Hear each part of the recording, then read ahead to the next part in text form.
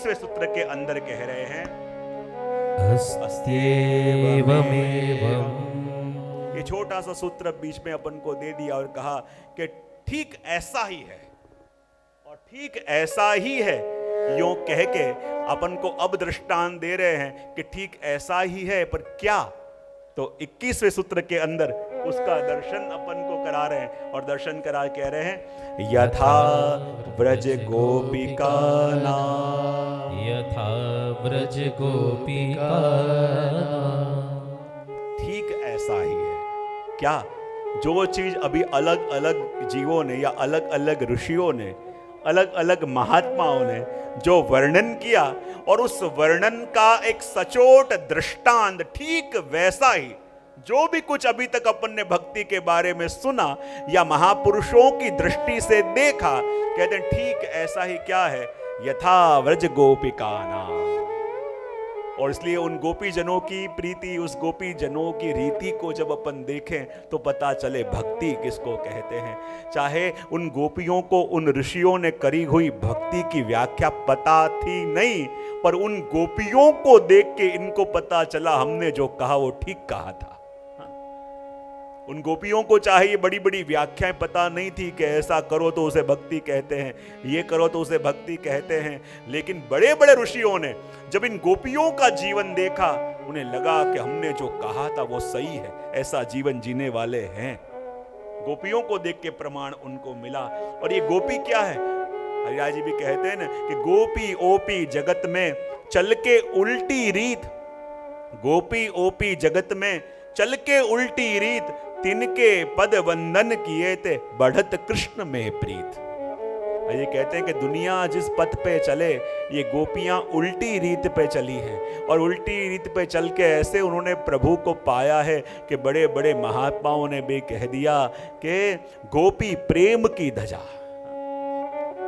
कहते हैं कि जब जब भी प्रेम की बात आती है और जब जब भी प्रेम की चर्चा होगी, तब कहते हैं ये गोपियां कौन है?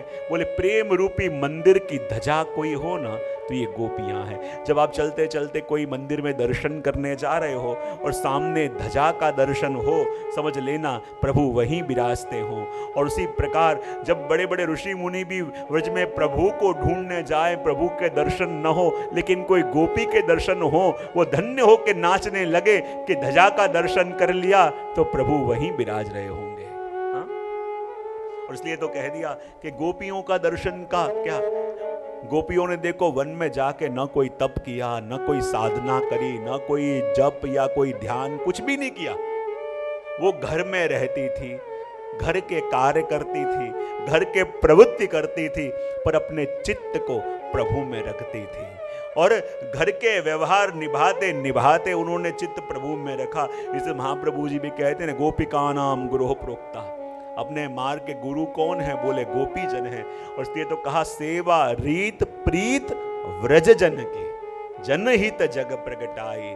और उन जो गोपी जनों की रीत और गोपी जनों की जो प्रीत है, उसी के द्वारा प्रभु सुख में विराजते हैं, उसी के द्वारा प्रभु की सेवा होती है। और ये गोपियों का सामर्थ्य भी कैसा कि जब उद्धव जी उनके पास आए और उद्धव जी ने आके कहा कि देखो गोपियों, मैं तुम्हारे लिए प्रभु का संदेश लेके आया हूं। और तब गोपियों ने कहा अरे उद्धव, तुम जिस प्रभु का संदेश लेके आए वो कोई और होंगे, जिनको हम प्रेम करती हैं वो तो हमसे कभी दूर गए ही नहीं। उद्धव ने कहा क्या बात कर रही हो? अरे मैं मथुरा से संदेश लेके आया हूं। गोपियों ने कहा संदेश तो उसका आवे जो हमें छोड़ के जाए, और इतना सामर्थ्य तो प्रभु का भी नहीं है कि हम गोपियों को छोड़ के जा सके। कहा न प्रीतम को पतियां लिखूं पर वो वह वे परदेश, प्रीतम को पतियां लिखूं पर वो वह वे परदेश, जो मेरे तन में मन में और नैनन में वाको क्या संदेश। कहते हैं कि यदि कोई दूर गया हो तो उसका संदेश लेके तुम उद्धव आ सको, पर जो मेरे नैनों में बस रहे हैं, मेरे रोम रोम में बस रहे हैं, उसका संदेश कैसे? उद्धव जी ने कहा ये गोपियां बिल्कुल पागल हो गई हैं और समझा रहे हैं अरे गोपियों, तुम प्रभु के वियोग में बिल्कुल पागल सी हो गई हो। देखो अपने मन का निग्रह करो और अपने मन को निग्रह करके उस विराट में ध्यान लगाओ। तब गोपियों ने कहा कि ध्यान लगाने के लिए तो कोई मन लाना पड़े। बोले हाँ, मन का निग्रह करो। पर गोपियां कहें कि मन का निग्रह करने के लिए ये मन कहां से लेके आवे? बोले क्यों? तब कहते हैं कि उद्धव मन न भये 10-20, एक हुतो जो गयो शाम संग। हम कोई 10-20 मन लेके नहीं घूमती, हमारे पास तो एक मन था। और जब प्रभु हमारे हमको छोड़ के गए अपने संग, वो अपने मन को भी लेते गए। हम तो बेमन के यहाँ रह रही हैं। और तब उद्धव जी को लगा ये गोपियाँ बिल्कुल पागल हो गई हैं। और जब उपदेश देना प्रारंभ उनको किया, गोपियाँ हंसने लगी। अरे उद्धव, हमारे प्रभु कोई छोड़ के गए नहीं, हमारे प्रभु तो गाय चराने गए हैं। उद्धव ने कहा ये गोपियां बिल्कुल पागल हो गई हैं। जिस प्रभु का संदेश में मथुरा से लेके आया, गोपियां मानने को तैयार नहीं हैं। और जैसे ही उद्धव जी ने कहा, गोपियों क्या बात कर रही हो, मैं तो मथुरा से संदेश लेके आया हूं। गोपियों ने कहा, देखो उद्धव, अब ये गोधूली बेला होने को है, और जैसे ही गोधूली बेला होगी हमारे प्रभु के आने का समय हो गया है। उद्धव ने कहा, कैसे हो सकता है?